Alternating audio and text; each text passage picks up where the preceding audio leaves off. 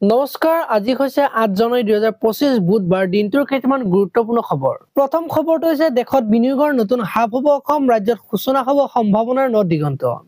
বিদেশৰ প্ৰতিনিধিক সাক্ষাৎ মুখ্যমন্ত্ৰী হিমন্ত বিশ্ব শৰ্মাৰ। 24 আৰু 25 ফেব্ৰুৱাৰীত গুৱাহাটীত আয়োজন কৰা হৈছে এডভান্টেজ এছামৰ দ্বিতীয় সংস্কৰণ। বিনিয়োগকাৰীক আকৰ্ষণৰ লক্ষ্যৰে দেশৰ ভিন্ন প্ৰান্তৰ উদ্যোগী তথা বিদেশৰ প্ৰতিনিধিক সাক্ষাৎ মুখ্যমন্ত্ৰী হিমন্ত বিশ্ব শৰ্মাৰ। পৰৱৰ্তী খবৰটো হৈছে অসম লোকসেৱা আয়োগৰ নতুন অধ্যক্ষ নিযুক্ত ৰাজ্য চৰকাৰৰ। প্ৰাক্তন IPS বিষয়া দেৱৰাজ উপাধ্যায় হ'ব APSCৰ পৰৱৰ্তী অধ্যক্ষ। অৱসৰপ্ৰাপ্ত IPS দেৱৰাজ উপাধ্যায়ক মঙলবাৰে APSCৰ অধ্যক্ষ হিচাপে নিযুক্তি দিয়া ৰাজ্য চৰকাৰে। ভাৰতভূষণ দেৱ চৌধুৰীৰ স্থলাভিষিক্ত হ'ব দেৱৰাজ উপাধ্যায়। বিগত বৰ্ষত APSCৰ সদস্য হিচাপে দায়িত্ব লৈছিল উপাধ্যায়ে। একেদৰে ACS বিষয়া মৃগেন নাৰায়ণ বৰুৱাক APSCৰ সদস্য হিচাপে নিযুক্তি দিয়া হৈছে আৰু IS বিষয়া ভাস্কৰ ফুকনকো APSCৰ সদস্য হিচাপে নিযুক্তি দিয়া হৈছে। পৰৱৰ্তী খবৰটো হৈছে উজনি অসমৰ বিভিন্ন স্থানত শিল বৰষুণ, বিয়লিৰ ভাগত আহিল এজাক দোপালপিটা বৰষুণ। ধেমাজিৰ বিভিন্ন স্থানত আজি বিয়লিৰ ভাগত আহিল শিল বৰষুণ। ধেমাজি নগৰৰ লগতে চিচিবৰ গাঁৱৰ বিভিন্ন অঞ্চলত দোপালপিটা বৰষুণ। উল্লেখযোগ্য, বতৰ বিজ্ঞান বিভাগে আজি দিনটোত কেইবাখনো জিলাত জাৰি কৰিছিল সতৰ্কবাণী। পৰৱৰ্তী খবৰটো হৈছে চাহনগৰী ডিব্ৰুগড়ত উপস্থিত WWE ছুপাৰষ্টাৰ দ্য গ্ৰেট খালি। কিয় অসমলৈ আহিছে বিশ্ব প্ৰসিদ্ধ খেলুৱৈগৰাকী। এখন বিশেষ বিমান যোগে ডিব্ৰুগড় মোহনবাৰী বিমানবন্দৰত উপস্থিত WWE বিজয়ী গ্ৰেট খালি। তৈলনগৰীৰ দুলীয়াজানৰ গাড়ী শ্বৰুম মুকলি কৰা অনুষ্ঠানত অংশ ল'বলৈ আহিছে খেলুৱৈগৰাকীয়ে। মঙলবাৰে নিশা দুলীয়াজানতে কটাব ছুপাৰষ্টাৰ খালিয়ে। সন্ধিয়া এখন সংবাদমেলত অংশগ্ৰহণ কৰাৰ কথা খেলুৱৈগৰাকীয়ে। দুলীয়াজানৰ এটা ই-ৰিক্সাৰ প্ৰতিষ্ঠান মুকলি কৰিব WWEৰ ছুপাৰষ্টাৰ দ্য গ্ৰেট খালিয়ে। হঠাৎ খেলুৱৈগৰাকীক অনুৰাগীসকলে দেখা পাই ভিৰ কৰিছে বিমানবন্দৰ তথা অনুষ্ঠানস্থলী দুলীয়াজানত। পৰৱৰ্তী খবৰটো হৈছে ৰাজ্যত বৃদ্ধি পাব গাহৰি মাংসৰ দাম, বিহুৰ পিছতে গাহৰি মাংস বিক্ৰীৰ নতুন নিয়ম।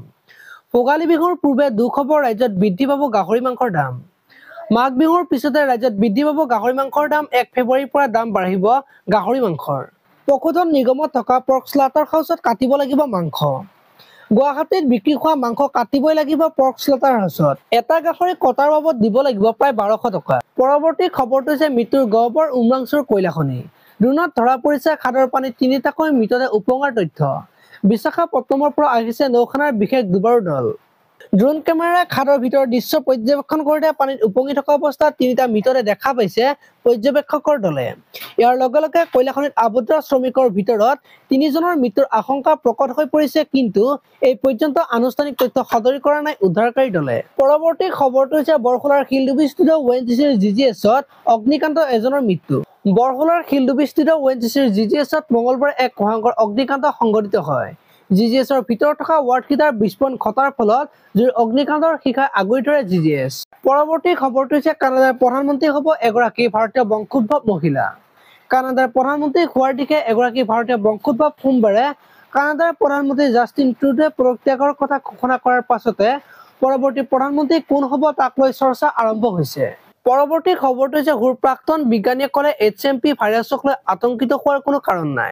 HMP ভাইৰাছক ভয় কৰাৰ কোনো প্ৰয়োজন নাই। বিশ্ব স্বাস্থ্য সংস্থাৰ প্ৰাক্তন মুখ্য বিজ্ঞানী ডক্টৰ সৌম্য স্বামীনাথনে মঙলবাৰে এক চেনেলত এটা পোষ্টৰ জৰিয়তে HMP ভাইৰাছ সন্দৰ্ভত এই মন্তব্য কৰিছে। আজিলৈ ইমানেই। আপোনালোকে যদি ভিডিঅ'টো চাই ভাল পালে তেতিয়াহ'লে লাইক কৰি দিব আৰু এনেকুৱা ধৰণৰ খবৰসমূহ পাই থাকিবলৈ চেনেলটো ছাবস্ক্ৰাইব কৰি বেল আইকনটো প্ৰেছ কৰি দিব। ধন্যবাদ।